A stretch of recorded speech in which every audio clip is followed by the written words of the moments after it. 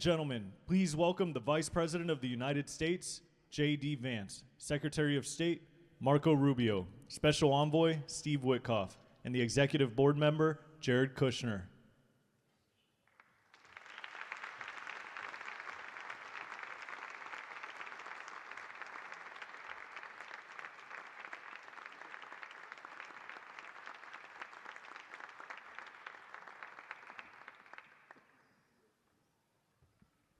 Ladies and gentlemen, please welcome the President of the United States, Donald J. Trump.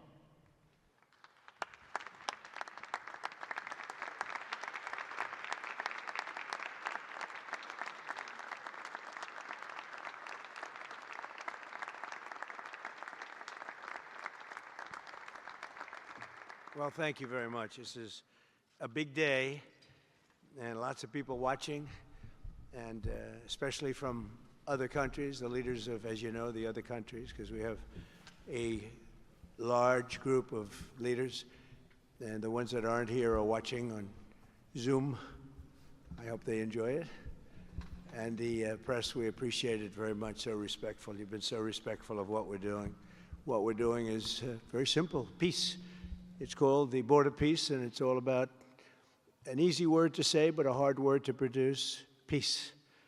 But we're going to produce it, and we've been doing a really good job, and some of these leaders that are with us have helped me very much during just this first year. We have a first year like probably no other ever in our country, because we settled 8 wars and I think a 9th to come.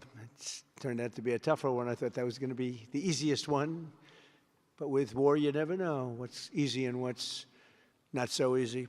But we've had a great relationship, and I've become friendly with so many of the people.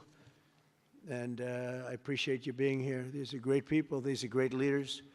And the people that are watching by closed circuit and open circuit in many cases, they're so proud of it. They want it to be open. But they become incredible friends of mine.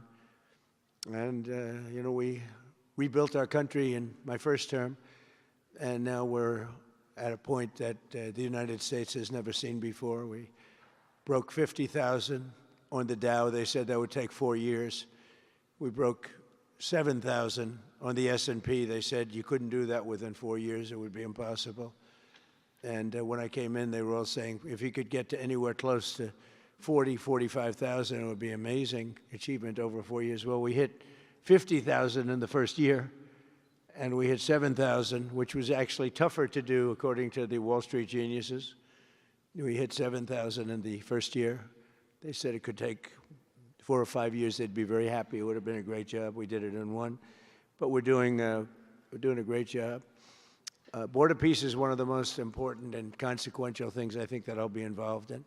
We've been involved in a lot, and really I've been involved in a lot with the people up here. We work together on ending wars with their country. Some of the wars were 32 years long, 32, 34, and a 37. That's a long time, and we ended it in about 2 days, each one of those. But we have some other work to do, and we're getting it done. Gaza is very complex. It's been amazing. I want to thank Steve and Jared for an amazing job. Marco's over there watching. Everybody's fantastic. And J.D., what a job. They're all doing. It's a team. I think it's the best team ever assembled. And you see that by the results. So today is a tremendous honor to welcome you all to the United States Institute of Peace for the inaugural meeting of the Board of Peace. Very important. I believe it's the most consequential board, certainly in terms of power. And in terms of prestige, there's never been anything close, because these are the greatest world leaders. Almost everybody's accepted, and the ones that haven't will be. And some are playing a little cute. It doesn't work. You can't play cute with me. But they're playing a little bit. But they're all joining. Everybody, most of them very immediately. A few that we really don't want because they're trouble. Take care of them. But this is the most prestigious board ever put together. You know, I've seen some great corporate boards. I've seen some great boards, period. it's peanuts compared to this sport, because we have virtually everyone is the head of a country other than Johnny, but he's the head of soccer, so that's not so bad, right, Johnny? I like your job the best, I think. And by the way, your World Cup has set every single ticket record in the history of soccer. In the history, nobody's ever seen anything like it. The sales are virtually complete. Nobody's ever seen anything, so congratulations. You made a good decision. We did it together. Thank you, Johnny. Great guy. So I want to thank the many leaders and dignitaries who have traveled great distances and lengths for the important gathering that we're at right now. This building was built for peace, and nobody knew what to name it. And then Marco named it after me. I had nothing to do with it. I swear I didn't. I swear. I had no idea. They said, there's a surprise coming. I didn't know that surprise. I thought they were going to give me a lot of money or something, maybe cash. Could always use some extra cash. But I came, and they stopped the beautiful beast. I got out very safely, I'm sure, and looked up, and there it said, Donald J. Trump on the building. And when I say that had nothing to do, nobody believes it, and that's okay, but I appreciated it. That was Marco and JD and a group got together, and they did that, and I just thought it was very nice. And it makes me work harder. We're going to have to work harder. We're going to have to make this building much more important. They built, it's brand new. They built it for peace, but nobody occupied it. You know, nobody knew what the purpose of it, but the architecture is so beautiful, and it was with the meeting rooms, the reception rooms, it's really amazing. Who would think that it was built without anybody in mind or anything in mind, and then the State Department took it over. They liked it. Marco came over one day. He saw this. He said, this building is great. And he actually claimed it, right? He claimed it. And that's what he does. Where is Marco? I said, Marco, is that true? You claimed this building. You took it away from about 5 groups that wanted it. That was done very quickly, very methodically. But it was really, really built so beautifully in such a beautiful building. But we worked together to ensure the brighter future for the people of Gaza, the Middle East, and the entire world. I think that the Board of Peace, because it's mostly leaders and unbelievably respected people, but mostly leaders of Middle Eastern countries, countries from all over the world, and they've been very generous with money also. And the United States, which I'll say in a moment, is also very generous with money because there's nothing more important than peace. And there's nothing less expensive than peace. You know, when you go to wars, it costs you 100 times what it costs to make peace. We have a man at the end right there that's smiling because you learned that after 30 years of fighting, right? 30 years of fighting, we got it done. I want to thank you very much. That was a great thing you did, you and your new friend. They came to my office and they said, I've been fighting for 22 years. Now you're there for 23 years, right? But I've been fighting for 22 years. That's all I've done is fight this gentleman. And his counterpart was there for 7 years. He said, I've been there for 7 years. All I've done is fight this gentleman. And we had it worked out in about 24 hours, right? And it's been a good peace. And I think they've become friends. I'm not sure I'm allowed to say that, but I think so. I think they've become friends, right? Right. Great. Stand up. Stand up. These are 2 tough cookies, too. You think that was easy? It wasn't easy. These are 2 tough people, good people, but tough people. But, you know, we're in the Oval Office, and we were getting near. But the one was at one side of the room. I have 2 chairs right in front of the desk, the beautiful, resolute desk. One's over here. One's on the other side of the room. I said, folks, could you get a little closer? Well, I don't. They felt very uncomfortable. You know, they've been killing each other for 32 years. So I say, can you get a little closer? After 1 hour, they were right next to each other. We made a deal. They hugged. They signed. And we had peace with 2 very important countries. And I'll never forget it. So they started off a little weak, and they ended up really strong. And you can be very proud of yourselves. It was a beautiful thing to see. Thank you. Look at that. Can you believe it? 32 years. Thank you. Thank you very much. But we're honored to be joined today by Prime Minister Rama of Albania. President, where is President Milei? You're another one, I'll tell you. Where is President Milei? I endorsed him. I'm not supposed to be endorsing people, but I endorse, when I like people, you know, I've had a very good record of endorsing candidates within the United States. But now I endorse foreign leaders, including Viktor Orban, who's here, and others. And I endorse this gentleman, Milei.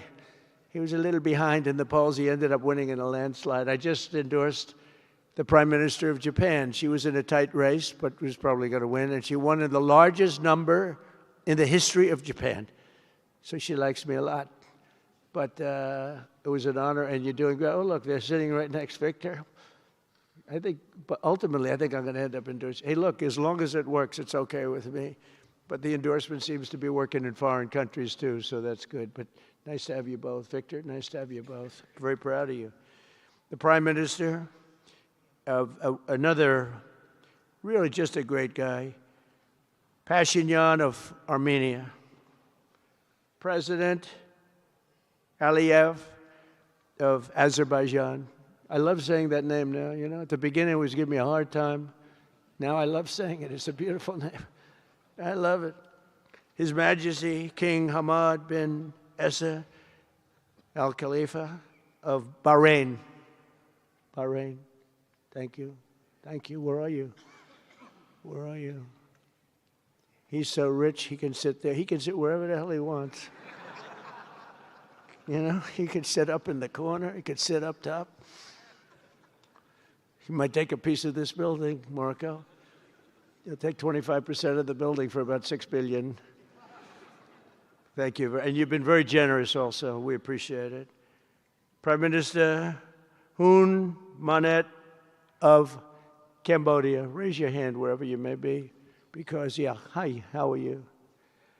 Congratulations. That was another one, right? We did a good job with that one. Prime Minister Madbouli of Egypt. Thank you very much, and say hello to the General/President. Okay.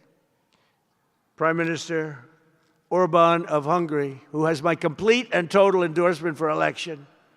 Not everybody in Europe loves that endorsement, but that's okay. He does an unbelievable job. He's done an incredible job on immigration, unlike some countries that have hurt themselves, but they're working on it. But I just want to let you know, you have my total and complete endorsement, and I'm putting it out. I already did, but I'm putting it out again. And you're coming up with an election, and I think you should be good. I'll tell you, Milei did pretty well. He was a little down, right? And then he ended up winning in a landslide, so that's pretty good. You're going to do great, Victor. Thank you very much for being here. I appreciate it. You run a great country. A man that I really like a lot he's definitely tough. I don't want to fight him. President Prabowo of Indonesia. Thank you very much. Please, this is a big guy. I tell you, I said, how many people in Indonesia? He said, like 240 million. I said, no, say it again. How many? It's a big country you have. And you do a great job and respected by everybody. And thank you very much for being here. Thank you very much, Mr. President. President Tokayev of Kazakhstan, thank you very much. What a country that is. It's a wonderful country and a rich country, in case anybody has any question. We have some very rich people here today. President Osmani of Kosovo. President, thank you very much. Great job you're doing, too. Thank you very much. Prime Minister Sharif, I like this man, of Pakistan, because there was some fighting going on when I got to know him, and your Field Marshal, General, great General, great Field Marshal, a great guy. And I got to meet the Prime Minister. And he said in front of our Chief of Staff, Susie Wells, who's right here, he said, you know, nobody knows this, but I believe that President Trump saved 25 million lives when he stopped the war between us and India, right? You made that statement? I said, 25 million lives? Could have been much more, actually. But it was really a beautiful thing. You said that in front of a group of people they walked out. They don't think about it, but you're talking about that kind of lives. That war was raging. Planes were being shot down, right? And it was Pakistan and India. And I got on the phone with both of them, and I knew them a little bit. I knew Prime Minister Modi very well, actually. But I got to know Pakistan through a little trade. They were trying to make too good a deal, and I got a little upset with them. And in the end, they got what they wanted, right? And they made a good deal.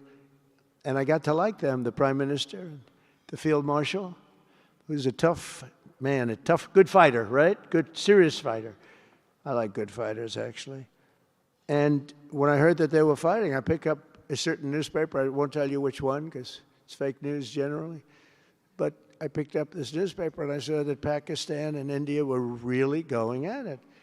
And then it got worse and worse, and many planes were shot down.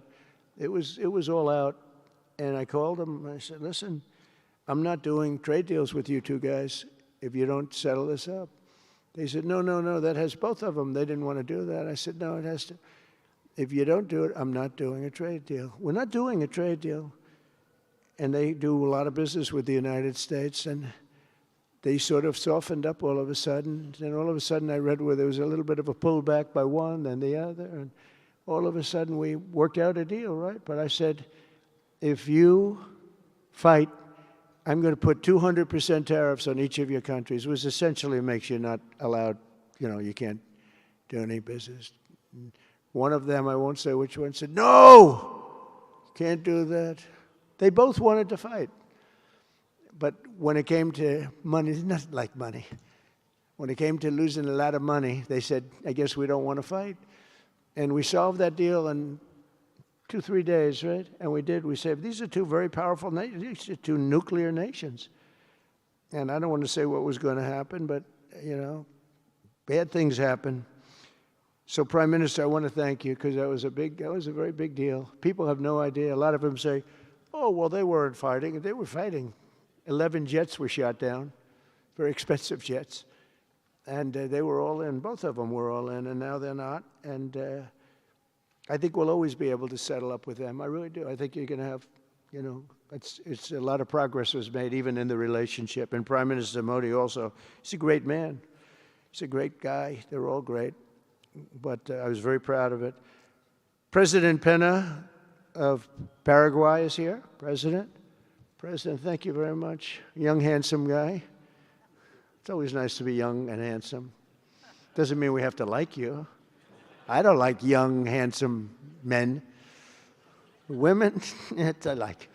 Men, no, I don't have any interest. Good. That's right. Thank you very much. You're doing a great job, too. His Excellency Prime Minister Al Thani of Qatar, just a great man, a great man and highly respected. And he's working with a man who is amazing. I always say he needs a public relations agency because you do so much good and they have you down as evil. And you're not evil. You help us so much and you're such a good ally. And I just want people to know that. And the Emir is incredible, smart, as smart as you can be, a great leader. And he cares so much for the people. And he cares so much for the Middle East. So I want to thank you very much and send my regards. Your country has been a great help. So, surprising to some of the people writing out there, but now they'll start changing their tune because it's true. I only tell the truth. Prime Minister Don of Romania, wonderful people. The Romanian people are fantastic people, like you're fantastic. And a lot of them come and work in this country and help us in this country, as you know, and it's they are just really, really solid people. President Mirziyoyev of Uzbekistan, who is where? There he is, and a friend of mine. He's got one of the most difficult names in history, but that's okay. It doesn't matter. Your country's doing great. You're doing great. And just no problems. Every time I see him, nope, we're doing good. No problems. And General Secretary To Lam of Vietnam. Vietnam is incredible as a country and as a force, and it's an honor to have you. A really great honor to have you. A lot of respect for your country. We'll also want to express my gratitude to Vice President J.D. Vance, who is a fantastic man. He's a fantastic talent. He was a great student. He went to one school. He graduated. You know, most people, if you watch some of the people that were at the event in Munich, they didn't graduate quickly from college. They had everything they could do. There was one young, attractive woman. She was unable to answer questions. And she didn't do so well like J.D. did in college. J.D. graduated in a 4.5-year college in 2 years. And then he went to Yale and he graduated at the top of his class, went to the military grade. But when he went to Yale, there was one person that was marginally ahead of him, so he married her. Can you believe it? He married the person that was ahead. I don't know.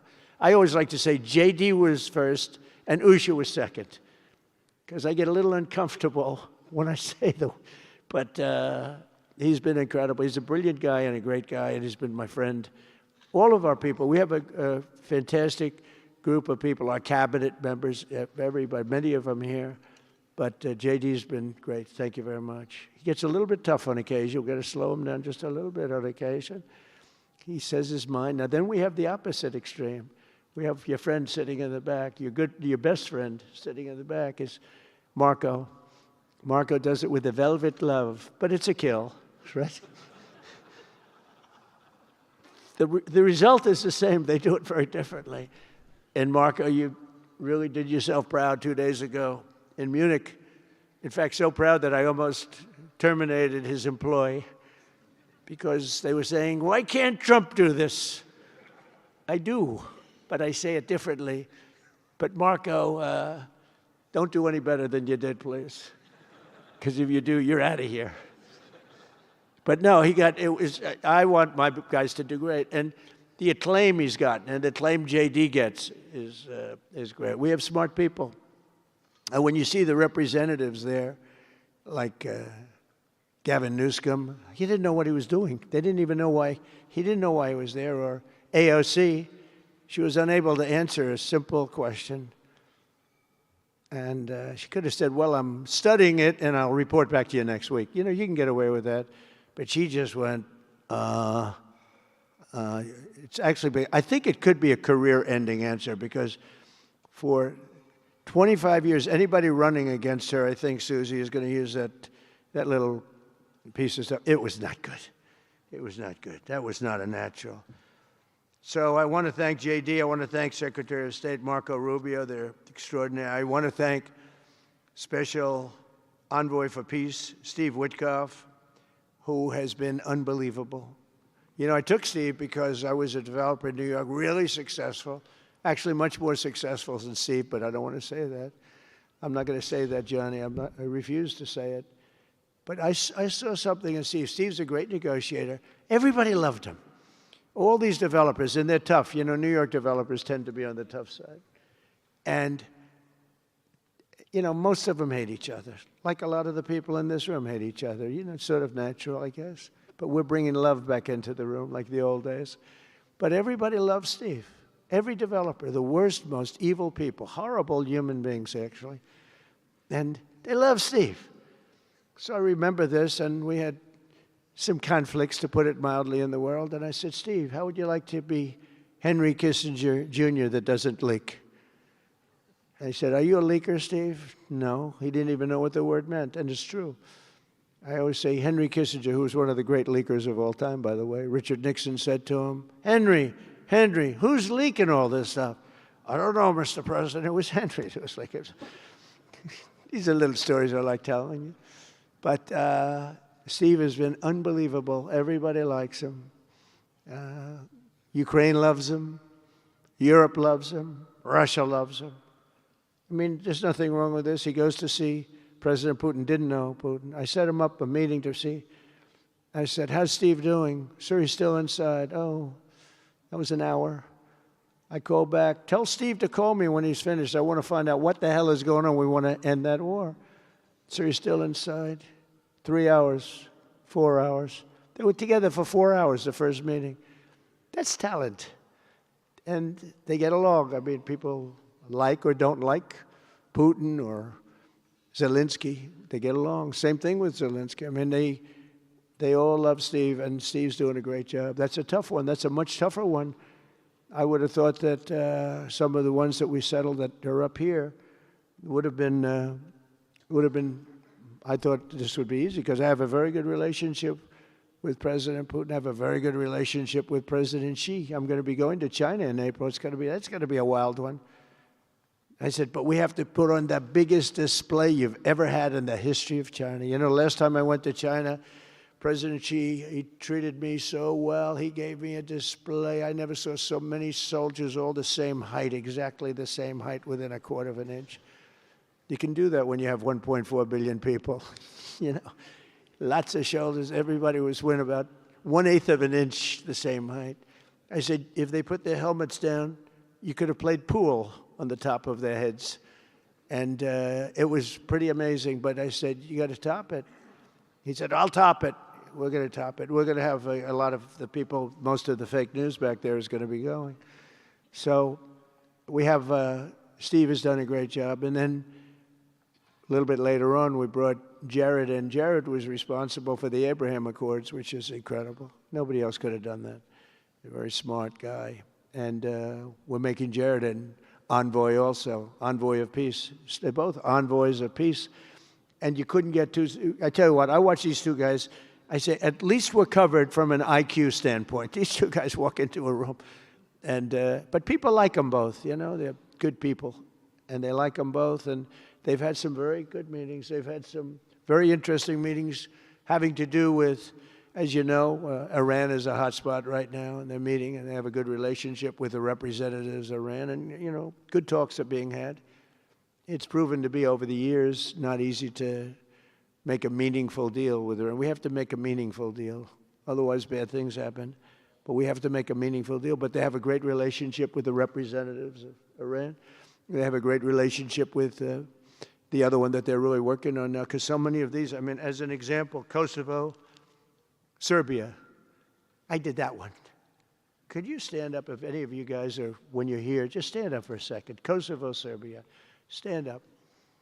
What a job. Thank you very much. We appreciate it. So good. And you're getting along. And when you don't get along, you'll call me, and we'll get it solved, right? We'll get it solved. Thank you very much. Really good. And then again, Pakistan and India. That was a big one. And just, I think you should actually stand. Come, please. Stand just for a second. Pakistan and India, thank you very much. And I spoke to Prime Minister Modi. He's excited. He's watching us right now. Egypt and Ethiopia. We're going to get that. You know, there's a little dam that got built. Little dam, like maybe the largest dam in the world.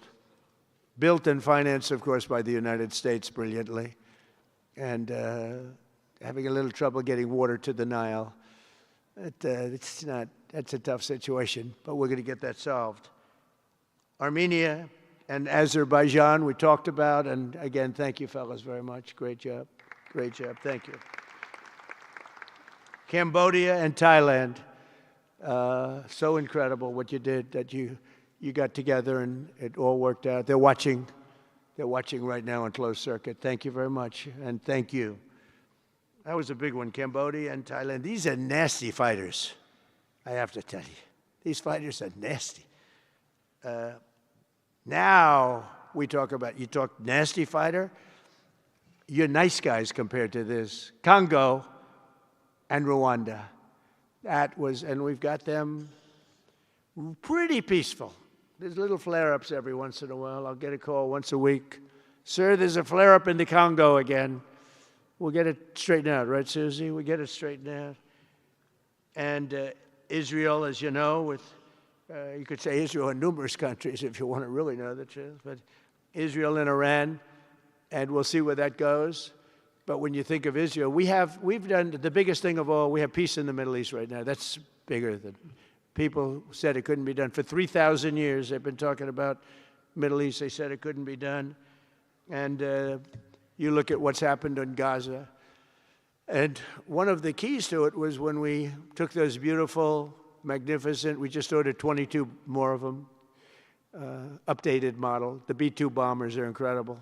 I never understood the B-2 bomber. I'd watch, it's a wing. And I've never quite understood that, Johnny. I'd look at it, I'd say it was beautiful, but what does it do? It carries very big bombs. And it went into Iran, and it totally decimated the nuclear potential. And when it did, when it decimated that, all of a sudden we had peace in the Middle East, because there was a black cloud hanging over the Middle East, and if that wasn't done, that cloud would have been there. And countries like Saudi Arabia, countries like Qatar, countries like, nobody could have signed. You would have had that threat. Nobody could have had, you couldn't have had peace in the Middle East. So now we may have to take it a step further, or we may not. Maybe we're going to make a deal. You're going to be finding out over the next probably 10 days. But this meeting today is proof with determined leadership, nothing is impossible. When I took office, the war in Gaza was raging with thousands of people being killed and no end in sight. Today, thanks to unrelenting diplomacy and the commitment of many of the great people in this room, we have 59 countries signed up on Gaza. Think of that. We have, it's amazing. But all the people, many, really so many in this room, the war in Gaza is over. It's over. There are little flames. Hamas has been, I think they're going to give up their weapons, which is what they promised. If they don't, it'll be, they'll be harshly met, very harshly met. They don't want that. All the stuff like they don't mind dying. They told me that's not true. Everyone said, oh, they don't mind dying. No, they don't want to die. They said, we don't want to die. People don't want to die. The ceasefire was held, and every last remaining hostage, both living and dead, has been returned back home. Think of that. That was an impossibility. And we did hundreds of hostages, but the last 20, and I always said to Steve and Jared, I said, the last 20 are going to be very tough, very, very tough. And we got them back. We got the living back, and then we only got about 16 of the dead, and we said, well, you got to get them all. You promised them all. And they dug and dug and dug. You can imagine it's a job that's brutal. And Hamas really did a lot of that work. And you got to give them credit for that. They brought the last one home a week ago, and we got all 28 of them, living and dead. The amazing thing, because I've never seen anything quite like it, the parents of the dead, they knew their boy was dead. This case, boys, all boys, men, but to the parents' boys. They knew their boy was dead. They wanted that dead body as much as if he were alive. And when they got them back, there was great sadness, but there was great joy, too. They wanted it as much as the people that got their sons back alive. But we got a lot of people before those 20, Steve, what nobody talks about. But, hundreds of people. We did a good job, and you guys did a fantastic job. I want to thank every nation that helped us achieve this monumental breakthrough, saving countless lives, and really bringing peace and bringing the concept of peace, because nobody thought peace in the Middle East. I've always heard peace in the Middle East is impossible, and it's turned out not to be. And we do have some work to do with Iran. They can't have a nuclear weapon. It's very simple. You can't have peace in the Middle East if they have a nuclear weapon. And they can't have a nuclear weapon, and they've been told that very strongly. Since the hard-won ceasefire of last October, the United States and our partners have facilitated the delivery of vast amounts of humanitarian aid, numbers that nobody's ever seen before. In November, the United Nations Security Council unanimously approved the Board of Peace. And last month in Davos, we welcomed over 24 members to this very important new organization. And we are very closely working with the United Nations. In fact, I'm going to speak to the Secretary General in a little while. He's a good man. And I've had a good relationship. Other than in my last speech, they did turn off my teleprompter. I got up there. My teleprompter didn't work. I'm sitting in front of all of you people and more. I had no teleprompter. I knew I was in trouble because I'm walking up. The teleprompters are over here. I had the most beautiful speech ready. I was all set to knock them dead. First, I had an escalator that stopped. You know that. It's going up, boom. It's lucky my movie star first lady was in front of me because I put my hand on a certain part of her body and I was able to stop my fall. Otherwise, because she had no trouble, I said, boy, that was a very sharp stop, Johnny. So I said, that was strange. I've been on a lot of escalators. It's never happened before. Usually it stops very slowly. This was just boom. But our first lady was right in the proper location for me. I'm waving to people, and she was holding on a little tighter. She knew what was happening. She did. She said, that's a very successful movie out right now, like #1. Can you believe this?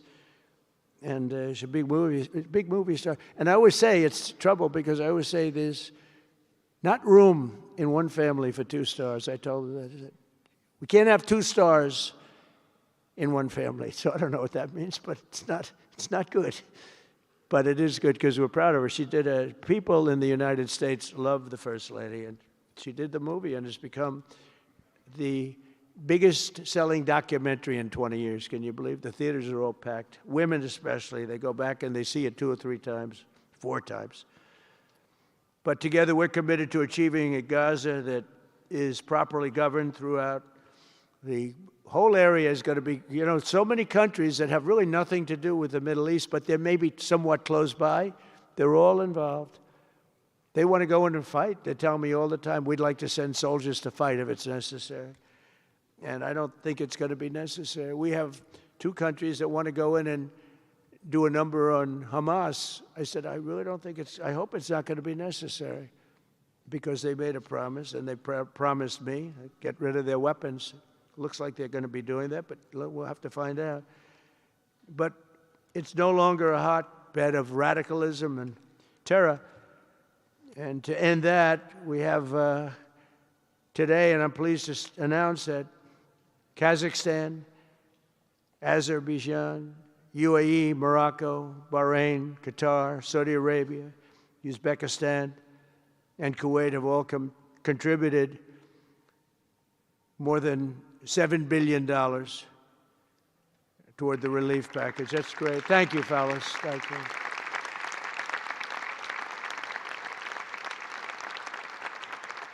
And many more are contributing too, so the numbers are, this just started. This is our first meeting. But every dollar spent is an investment in stability and the hope of new and harmonious. It's a region that's so important, it's so vibrant, it's so incredible. The people are so incredible, but we want to have a harmonious Middle East. The Middle East is amazing. So many friends in the Middle East, they're so smart. Sometimes they're too energetic. That's the problem. A lot of people aren't energetic. Sometimes they're a little bit too energetic. These are great people. The world is now waiting on Hamas, and that's taking place. And it's the only thing that's right now standing in the way. We have Lebanon with certain things that we're working on that are very important.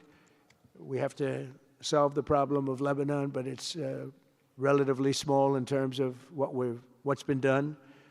And again, the key was getting rid of the nuclear potential because Iran would have had a nuclear weapon based on everything we found out since within 1 month. We can't let that happen. So many of our friends in Europe are attending today, and we're eager to have them become full members. They all want to become full members, and we've had a great response from Europe. And Europe is, it's where I come from, where so many people come from that are in the United States. But we have a great relationship with Europe. We have a great head of NATO. He is a fantastic man, and he's doing a great job, really great job. I'm excited to announce that Norway has agreed to host an event bringing together the Board of Peace. Oh, I thought when I saw this note, I'm excited to announce that Norway, I thought they were going to say that they're giving me the Nobel Prize. Oh, this is less exciting. Oh, it says, I'm excited to announce that Norway, and I'm saying, oh, great, I'm getting the Nobel Prize, finally. Finally, they got it right. But I don't care. I don't care about Nobel Prize. I care about saving lives, just so you understand. We play and we all, do what we have to do. I only have one thing. I don't want to see people killed from parts of the world that are very far away from the United States. And if I have an ability to turn off to turn off wars, I want to use that ability because it's people, millions of people. It's like the Prime Minister said, 25 million people maybe. And that's a small number compared to what it could have been if you really think about it, right? No, I want to save lives, and I don't care about prizes. And the UN Office for Coordination of Humanitarian Assistance is raising $2 billion for the support of Gaza. Additionally, Japan has just committed to host an aid fundraiser, which will be a very big one. It's already successful. We know some of the numbers that are being talked about, which will be attended by other nations in the region, including South Korea, the Philippines, Singapore, and others. And I know that China is going to be involved, and I think Russia is going to be involved. I think they will be. I want to have everybody, get all sides, because it doesn't help when you have all sides with one ideology. You have to have everybody together for this. I'm also pleased to announce that FIFA will be helping to raise a total of $75 million for projects in Gaza. And I think they're soccer related, where you're doing fields and you're getting the greatest stars in the world to go there. People that are bigger stars than you and I, Johnny. I hate to say it. You know, I met one of your great stars who came to the White House, as you know. And my son was very excited. These are great people. These are great people. And Johnny's going to bring the stars to the area. And they're really known. People in Gaza know every one of them, right? You know? So it's really something. And we'll soon be detailing the announcement. And if I can do, I'll get over there with you. I want to thank Johnny and FIFA for all of the wonderful things they did and are doing. They gave me their first Peace Prize. They gave me a Peace Prize. I think they saw that I got screwed by Norway, and they said, let's give him a Peace Prize. I mean, very good. Thank you, Johnny. I appreciate it. Johnny's very smart. He's very, very smart. The nations represented here today, just in closing, are not just contributing money. Some are also pledging personnel to help preserve the ceasefire and secure a very enduring peace. We have to have enduring peace. Having peace, knowing it's going to blow up in 2 weeks doesn't mean anything. In particular, Indonesia, thank you very much, Indonesia. It's a great country. Thank you very much. Look at that man. Look how tough he is. You think it's easy dealing with him? Look at that face. You are a tough cookie. And we say it lovingly, too. We need strength. You say, see, he doesn't mind. He's tough and he's smart. And smart is more important. Morocco, thank you very much. Great. What you're doing is great. Albania, Kosovo, Kazakhstan have all committed troops and police to stabilize Gaza. Egypt and Jordan are likewise providing very, very substantial help, troops, training, and support for a very trustworthy Palestinian police force. We think we're getting some very good people on that police force. And, you know, it's peace in the Middle East. We have peace in the Middle East. Think of it. For years you've been hearing about peace in the Middle East, and everybody's saying it's impossible. All of these countries are working together around the vision of a Middle East that is free from the curse of extremism and terror. And now is time. And by the way, even people with extremism and preaching extremism, they're exhausted. They're tired. It's been going on for too many years. I don't care who you are. They're tired. They want peace. And now is the time for Iran to join us on a path that will complete what we're doing. And if they join us, that'll be great. If they don't join us, that'll be great too. But it'll be a very different path. They cannot continue to threaten the stability of the entire region, and they must make a deal. Or if that doesn't happen, I maybe can understand. If it doesn't happen, it doesn't happen. But bad things will happen if it doesn't. With the commitments announced today, the Board of Peace is proving that it does not just convene countries. It devises and implements, and real solutions happen. We've come up with solutions. This is so little talk. This is very little talk, all action. First time, it was always talk in the Middle East. People would talk about peace in the Middle East, and then they'd go home and they'd never even think about it again. Nothing would happen. We're providing a model for how responsible sovereign nations can cooperate to take responsibility for confronting problems in their own regions. The Board of Peace is showing how a better future can be built, starting right here in this room. And I want to let you know that the United States is going to make a contribution of $10 billion to the Board of Peace. Thank you.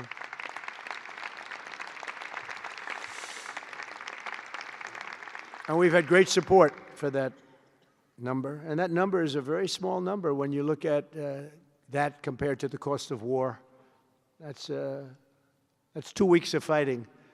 It's a very small number. It sounds like a lot, but it's a very small number. So we're committed to $10 billion.